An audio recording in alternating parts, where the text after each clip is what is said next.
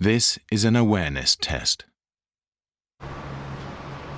How many passes does the team in white make? Go!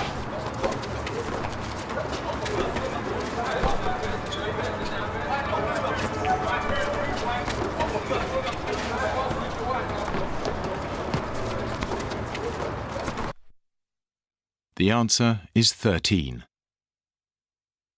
But did you see the moonwalking bear?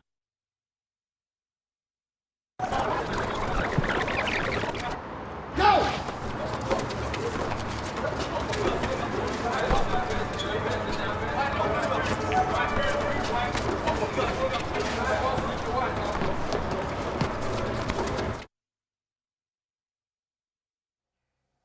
So what you just watched was actually an advert for road safety and being aware of cyclists.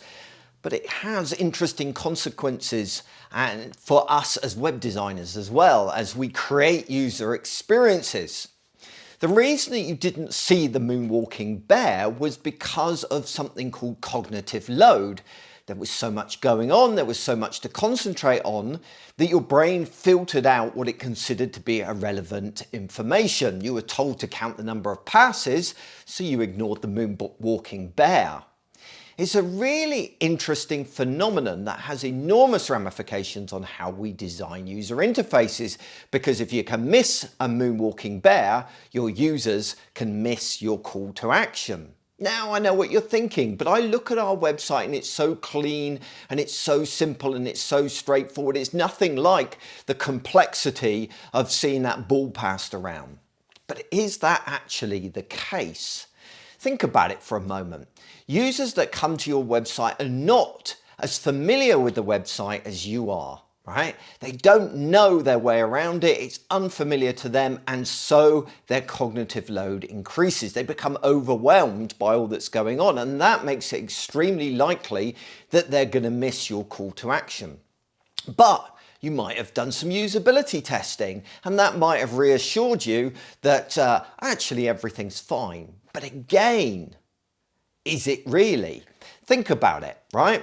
When you bring a user in to a usability test session, you sit them down in front of your website, in front of a nice big screen with peace and quiet and just one other facilitator in the room quietly observing what they were doing. That person is probably paid to actually pay their full attention to this experience and this test. So really, are you getting a good sense of their cognitive load? Because the real world is different, isn't it?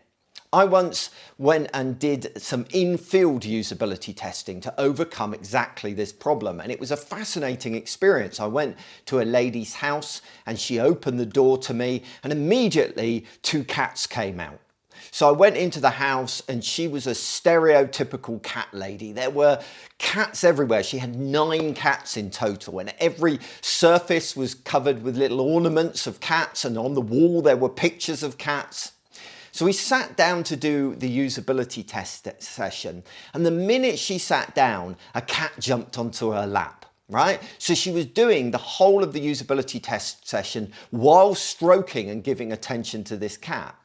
At one point, the cat got so dissatisfied it wasn't getting her full attention that it jumped up and walked across the keyboard.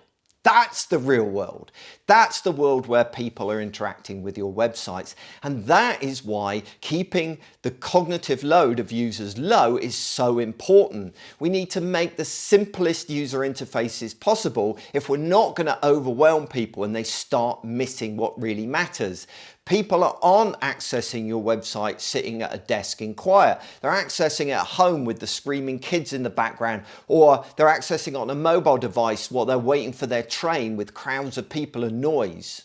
We're surrounded by distractions all of the time. And even if we are in a quiet situation, often we're so busy and distracted with other things that we've got to do that the website doesn't get our full attention. Our cognitive load is already high before we even hit the website. So what can you do to reduce the cognitive load on your website? Well, there are loads of different ways, but there's one really simple exercise I would encourage you to do to get started. And that is to look at every element on a page and ask yourself 3 questions in order. 1, What would happen if I removed this? If I removed that element from the page, would it break things? Would things stop working? Because if the answer is no, remove it, get rid of it. If you can't get rid of it, the next question you need to ask yourself is, can I hide it? If I hide it away, then will users still be able to complete their key task? Do they know the information that they initially require? And if the answer is yes, then just hide it away. But if you can't hide it, go to our third question, which is, can I shrink it? Can I visually de-emphasize it to take attention away from that and focus them on the calls to action that matter the most? If you just do that exercise, it will make an enormous difference. The problem is we have the wrong attitude towards our websites. We tell ourselves that we have to have a reason to remove things from our website. But the opposite is true. Because of cognitive load and because of the pressure that users are under and the distractions that they face, actually we should be making every element on our website justify its place there, because every single one of those elements increase people's cognitive load slightly. It's another basketball player on the court, it's another pass to count, and it's going to distract people from the moonwalking bear.